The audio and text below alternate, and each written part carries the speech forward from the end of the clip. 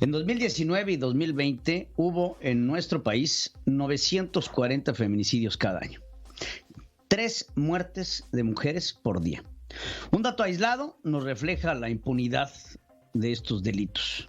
En los primeros meses del 2020, en Nayarit hubo 25 feminicidios y se resolvieron 7. A nivel nacional, se indica que la impunidad es del 51 al 89%. Es decir, solamente 1 de cada 10 se resuelve. Este fin de semana hubo 3 feminicidios en Quintana Roo. Uno de ellos, el de esta mujer salvadoreña Victoria, que fue brutalmente asesinada por los policías en Turón. Y quiero hablar de este tema con Anayeli Pérez. Ella es asesora jurídica del Observatorio Ciudadano Nacional del Feminicidio. Y te agradezco mucho, Anayeli, que estés con nosotros.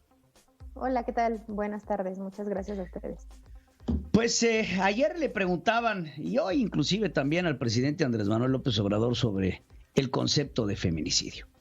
Al parecer el presidente cree que esto es un hecho aislado, que está dedicado a atacar a su gobierno y que el problema que han enfrentado las mujeres en manera histórica, porque no es un tema nuevo, no sucedía antes y está sucediendo ahora. Sin embargo, las cifras de ahora son cada vez más escalofriantes, Anayeli. Platícanos, ¿qué se está haciendo en términos políticos y sociales por parte de este gobierno para acabar con este problema del feminicidio, o se sienten totalmente desatendidas? Bueno, pues primero, como introducción al comentario que hacía sobre la realidad del feminicidio, que es una problemática que se visibiliza desde los años 90 a partir de los feminicidios en Ciudad Juárez, y que ha sido una lucha durante todos estos años de las organizaciones de la sociedad civil y de las familias de las víctimas para denominarlo como tal, o sea, para que haya un reconocimiento jurídico también del problema, del término.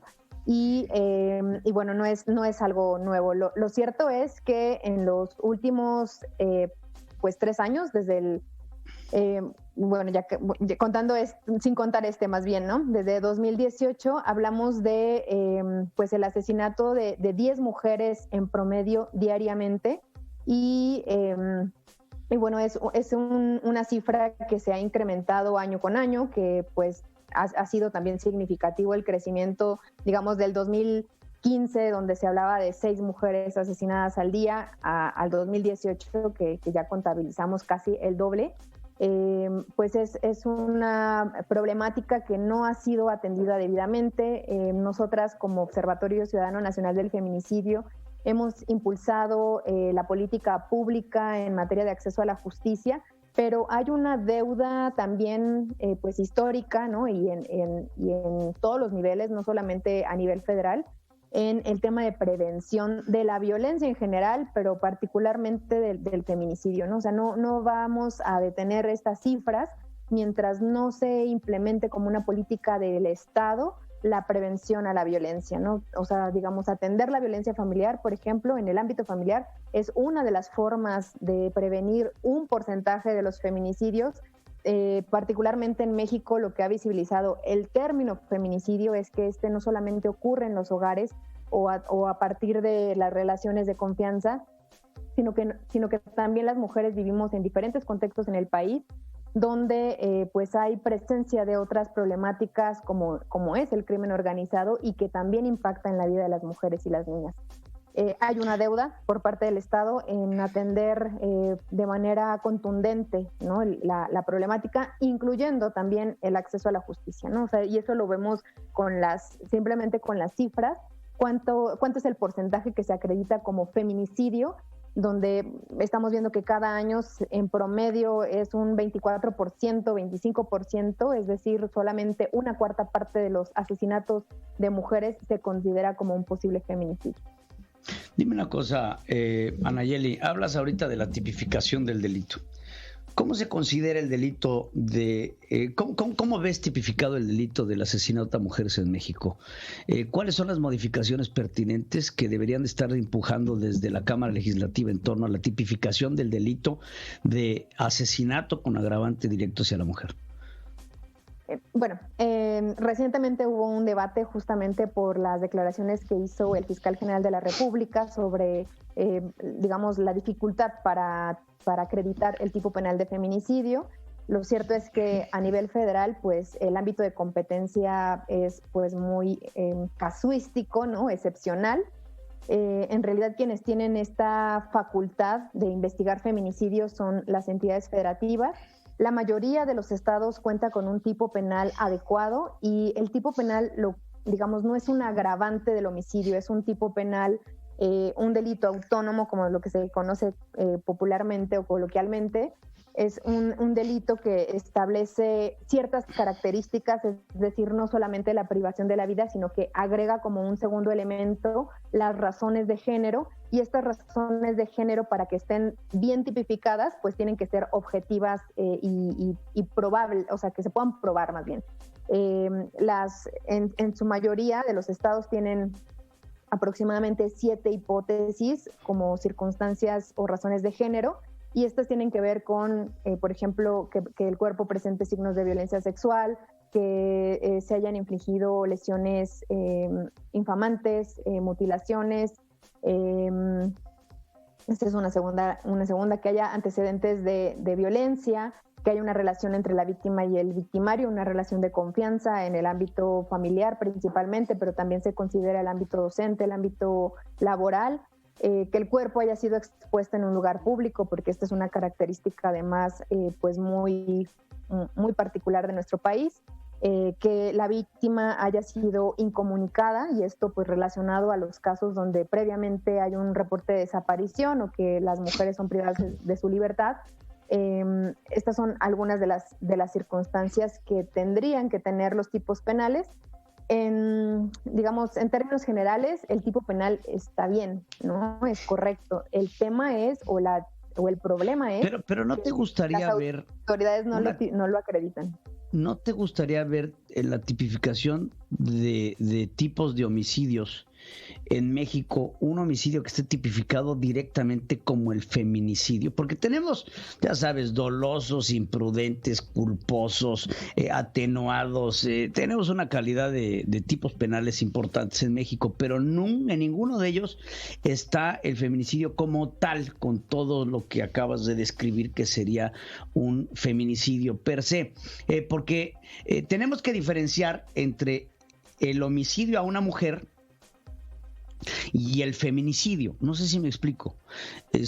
O sea, uno puede tener un homicidio en donde hay una mujer involucrada, por ejemplo, un homicidio no culposo, imprudencial, y no tenemos tipificado el feminicidio como tal, en donde existe la exhibición del cadáver, que todos los datos que nos acabas de dar ahorita, que calificarían como como tipificar el feminicidio como tal y ponerle ese pin al feminicidio y poder procesar por feminicidio como tal. ¿No crees que sería importante impulsar esa agenda por parte de los derechos de las mujeres? El tipo penal de feminicidio ya existe. De hecho, el último estado que tipificó el feminicidio fue Chihuahua. Tiene un mal tipo penal, o sea, sí habría que hacer algunos cambios, por ejemplo, en esta entidad federativa, pero el tipo penal, o sea, podemos afirmar que en este momento el tipo penal de feminicidio existe en todos los estados del país y también a nivel federal, aunque lo que decía es que la Fiscalía General de la República en pocos casos podría investigar como un feminicidio porque no es del ámbito de su competencia. Ok. Ahora dime una cosa, en términos de las políticas que acompañan estos feminicidios y la impunidad con la que se manejan, porque como estaba diciendo ahorita antes de entrar contigo, 1 de cada 10 feminicidios, pues es esclarecido, lo que deja a 9 de cada 10 que no lo son. No hay ningún tipo de acompañamiento para las mujeres para poder llegar con los responsables de estos feminicidios. ¿O qué pasa a nivel judicial en México que no llegamos a una claridad en torno a resultados contundentes en los feminicidios en México? Sí, en esa pregunta sí es creo que muy pertinente, porque justamente lo que tiene México es que tiene muy buena normatividad.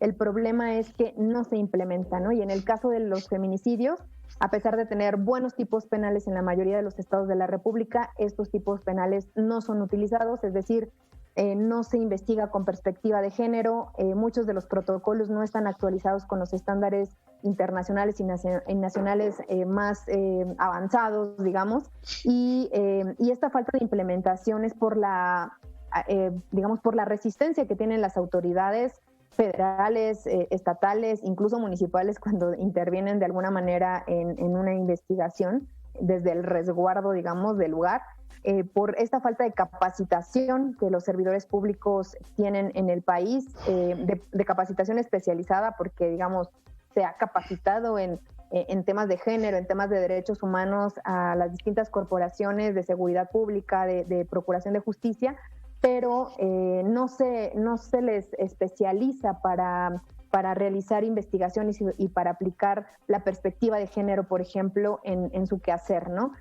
También hay una deficiencia por parte de los poderes judiciales en los estados, porque hay jueces y juezas que no se han actualizado con estos estándares, no tienen una sensibilidad tampoco para atender este tipo de casos, y eso va en detrimento justamente del acceso a la justicia. Pero hay un embudo, digamos, que está focalizado en las procuradurías de los estados, de entrada con la resistencia a considerar un caso como un posible feminicidio, ¿no? Nosotras acompañamos el caso de Mariana Lima Buendía, que es el primer caso que llega a la Suprema Corte de Justicia de la Nación y que se emite una sentencia histórica con todos los estándares para poder investigar una muerte violenta de una mujer. Y justamente el caso de Mariana Lima es un supuesto suicidio, ¿no? Disfrazado, un feminicidio disfrazado de un supuesto suicidio, que, por la mala intervención de las autoridades, donde ahí incluso pudo haber habido actos de corrupción, pues se investigó bajo esa hipótesis, ¿no? De un suicidio. Y lo que determina la Corte es que pues hubieron irregularidades pues que impactaron en ese resultado y se tuvo que rehacer la investigación. Y ahora pues estamos en un proceso judicial donde se pudo corroborar, al menos estamos en esa etapa, digamos, ya para probar, pero en la fase de investigación, pues se pudo corroborar que no fue un suicidio, que fue un feminicidio, que hay razones de género inmersas en el asesinato de Mariana Lima. Y esto ocurre no solamente en este caso, lo hemos documentado en muchos otros, en casos donde se simulan suicidios o supuestos accidentes, pero en realidad esta falta de perspectiva de género es lo que impide a las autoridades tener resultados en el acceso a la justicia e incrementar esta cifra de sentencias, ¿no? De casos judicializados, claro, porque no aplican estos protocolos. Te tengo que hacer una pregunta. ¿Qué papel juega el machismo, primero que nada? Y después, la educación desde la infancia. El que haya en México una política de educación en donde se empiece a hablar de una igualdad de género desde que somos chicos. Porque en México nos educan a un machismo desde chiquitos y desde la casa. ¿Qué papel juega esto en lo que después se convierte en el feminicidio? Es la razón, ¿no? O sea, los feminicidios, los asesinatos de mujeres por razones de género son el resultado o como pues el producto, digamos, de esta cultura patriarcal y machista que educa a hombres y mujeres, ¿no? Con esta visión, digamos, de desigualdad hacia las mujeres, de falta de reconocimiento de sus derechos o falta de reconocimiento como sujetas de derechos, donde a las mujeres se les cosifica, se les considera objeto, ¿no? O sujetas de segundo nivel. Y esto lo vemos, por supuesto, desde la casa, en las escuelas, ¿no? Y en todo lo que nos rodea todos los días, ¿no? También los medios de comunicación pues tienen un papel importante como uno de los poderes fácticos, ¿no? de la sociedad, pues tienen un poder importante y una influencia, ¿no? Considerable en la educación de nuestra sociedad. Y entre más normalizado esté el machismo y menos intervención haya por parte del Estado, pues esto no se va a prevenir y no va a cambiar. Yo también lo he dicho con esas palabras, como tú bien lo mencionas, mientras no cambiemos la educación y la cultura de este país y podamos tener pues aprender más bien a relacionarnos entre mujeres y hombres de una manera más igualitaria digamos, valorando todos los quehaceres, ¿no? Tanto el quehacer público como el quehacer privado. Mientras no veamos en igualdad y la importancia para la sociedad de este trabajo, pues seguiremos siendo una sociedad machista y por lo tanto la violencia va a persistir, ¿no? Eso lo podemos comparar con los estados o con otros países, ¿no? Donde esta desigualdad o esta brecha es un poco menor, pues también la violencia contra las mujeres es menor. No significa que no exista, pero claro, es proporción muy distinta a la que vive nuestro país, donde la cultura machista, pues me parece que el otro eje del cual adolece pues nuestra sociedad, adicional al que tal vez en este gobierno se esté impulsando, la desigualdad por razones económicas. Claro que es un factor, ¿no? que mantiene a una sociedad sin desarrollo, pero la desigualdad de género es el otro, ¿no? El otro eje, el otro sostén que hace falta para poder hablar de un país en vías de desarrollo. Pues te agradezco mucho, Anayeli Peris, asesora jurídica del Observatorio Ciudadano Nacional del Feminicidio, por estar con nosotros y estaremos muy al pendiente. Y sabes que tienes los micrófonos abiertos aquí en Central FM Equilibrio. Muchas gracias. Muchas gracias a ti y a tu auditorio.